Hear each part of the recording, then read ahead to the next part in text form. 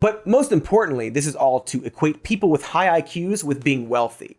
Doesn't seem to stop to think if it's high IQs that produce wealth or wealth that produces high IQs, despite him stating how important nutrition and education.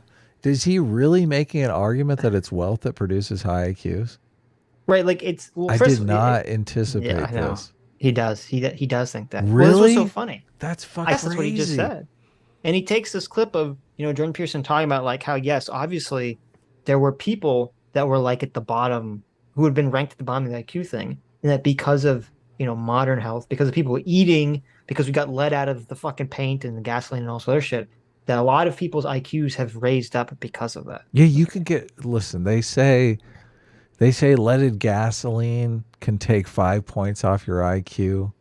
They say, living in a dangerous neighborhood can take 10 points off your IQ. Yeah, this living in some sort of horrible, stressful environment. They're not, changes your that's brain. not going to add fucking 40 points to your IQ. We're not. Yeah, exactly. Listen, you're not going to become a fucking engineer at Google because you moved out of your bad neighborhood and started eating right. This is like patently ridiculous. Well, and what Cody sort of misunderstands about all this is that it's not really, it doesn't seem like you can really add on to people's IQs. No, you can take away. It's just take away from Of course. Yeah, you put a fucking loudspeaker right in front of their face and like blast music. Right. Now try to study, bitch.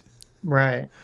Yeah, it's easy to take it's easy to fail IQ tests. It's easy to lower people, but we're not really figured out how to like raise people up so much. Yeah.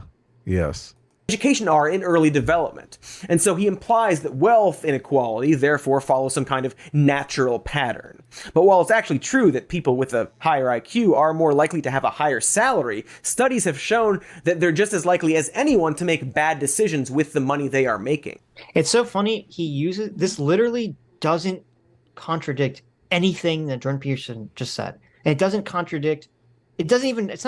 not relevant. It's completely irrelevant. Yeah, because this study says, rich people, first of all, it actually completely disproves Cody's point. The actual study itself says that there is a per IQ point increase, a per increase in salary on average. Right. That's measurable.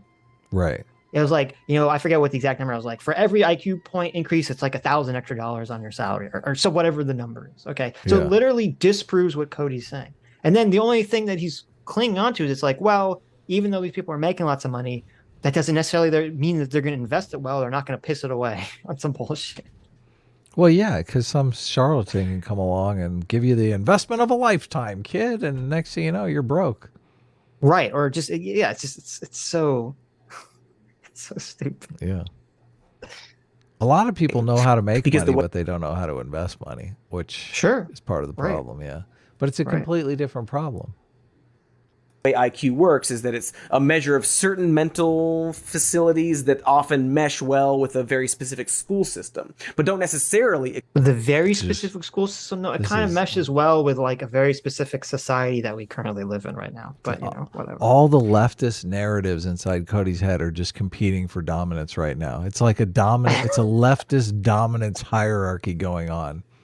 Are you saying that right now inside of Cody Johnson's head, there's a bunch of lobsters. Each one represents a different leftist. Yeah, it does. Leftist Marxist talking point, and they're all battling right now to see whichever one can make it to the top. And that's why Cody Johnson in this video just spews out like an unconnected, irrelevant series of gobbledygook talking points. That's exactly whichever lobster currently makes it to the top of the hierarchy, and he just has to say the talking point, and then it falls back down. He vomits it out. Yeah, exactly. Oh, we're talking about IQ now.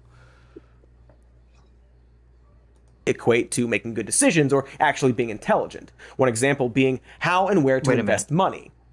Is that often mesh well with a very specific school system, but don't necessarily equate to making good decisions or actually being intelligent. There you go. IQ tests don't actually equate to intelligence. Oh, good. I'm glad. That's good to know. Since I'm not very good at IQ tests. There you go. Now I can believe I'm smart. You sleep better at night. Yeah. Great. One example being how and where to invest money. This study from The Ohio State University looked at over 7,000 people and specifically found that people with high IQs, despite making more money, ultimately had just as much money as people with average IQs. They concluded it was because the high IQ people weren't saving their money, which is funny because Jordan's last point is that if we had to distribute money, it would make sense to distribute it to high IQ people because they would certainly know how to spend it. Okay, you stupid idiot. Yeah, what a fucking moron. Okay. First of all, Jordan Peterson said the top 2%. Right. Okay. The top 2% of whatever the IQ distribution is not who was being studied in that study. That study was like, because I read it, they were looking at, like lawyers and doctors, quote unquote high IQ professions, which are like, the above average intelligence professions. And then they're comparing it to like whatever, professions would be considered like of average intelligence or whatever. And they were not looking at like the top 2% strata of the IQ distribution in that fucking study. Like, this is just totally insane. They're looking at wealth, right? Well, earners, and they were looking high earners. And when Jordan Peterson was talking about, he wasn't saying like, oh, give smart people money, as you said, to just pay, just to blow on hookers and cocaine. He was saying give money to people who want to build the new industries, and create new things. And that's not even, the study wasn't even about that. It was about professionals who have jobs, which are not about creating things, they're about providing services, which is totally fine. But that, like, he's comparing apples and oranges this like weak gotcha attempt. Yeah, if you have a super high income, you're making $200,000-$300,000 a year. Like, you're not worried about saving money. You're fucking raking in the cash. Well, it depends obviously. depends on who you are. I think a lot of people are just wired to be savers, and some people are wired to be spenders. That's in true. my experience. That's true. But if you have the ability to earn $300,000 in 1 year, you're not as worried about having savings in the bank. I mean, sure, you would think. Yeah, because you're like, I could save, if I just saved 1 year, I'd have as much money as most people are saving for their lifetime. So, right, exactly. Yeah. So this study doesn't, obviously people who have access to, who have the ability to earn a lot of money. Most people don't. Are going to be less concerned with saving. And also there's the issue too, which is that, people have more disposable income. They're more likely to invest it in like the stock market, which obviously has a chance of going sour. Yeah. So sometimes the quote unquote smart thing ends up screwing you over. But it's another issue. Smart people know when to invest in the market, though, Sitch. Sure. Yeah. Sitch. So IQ testing. Come on, market. I know. Adam's always trying to get me to start investing more. Oh, wait, you were missing the best part, of course. Which is funny because Jordan's last point is that if we had to distribute money, it would make sense to distribute it to high IQ people because they would certainly know how to spend it. Also, IQ testing is fucking racist. It's... Of course! Mm-hmm. How could we have ever thought that he wouldn't call IQ tests racist? Of course he did. Of course he did. Yeah. The eugenics origin of IQ testing implications for post-Atkins litigation. Okay. So it's hilarious because I looked up this article that he cited, which first of all is, if you could figure out from the word litigation, is a law review article. Looks like it. And it's about the determinations about whether the legal system can execute people of low IQs or not, and how that's changed over time. Because it used to be like, get rid of those, get rid of the rereads, and now it's like, no, listen, you can't execute someone who is below whatever the IQ threshold.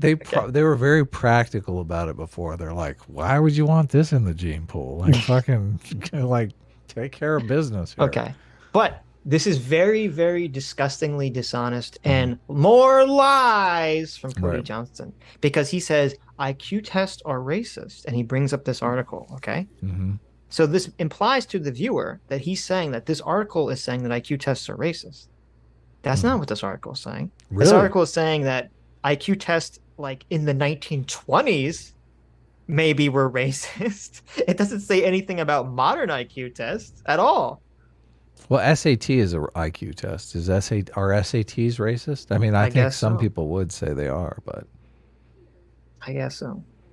But so that's why like it's just so dishonest. He couldn't even find some article that he could point to that says IQ tests are racist. He has to point to another article that doesn't even fucking say that. yeah, typical Cody. Eugenics, especially when proposing to give more resources to those with higher IQs. Okay, that's why he pointed to it. He said IQ tests are racist and eugenicists. And he found this article that has the word eugenicist and IQ test together, even though it's talking about IQ tests from like 80 years ago, or 100 years ago almost, I guess technically, 100 years ago IQ tests, and he thinks that has some relevance on what's going on right now. See, this is why I would just, if I was Jordan Peterson, I'd just drop a giant lawsuit on him, because I mean, he's basically trying to paint Jordan Peterson as a eugenicist. Yes, It's very clear what's going on here, yes. and it's sadistic. It really is. Yep.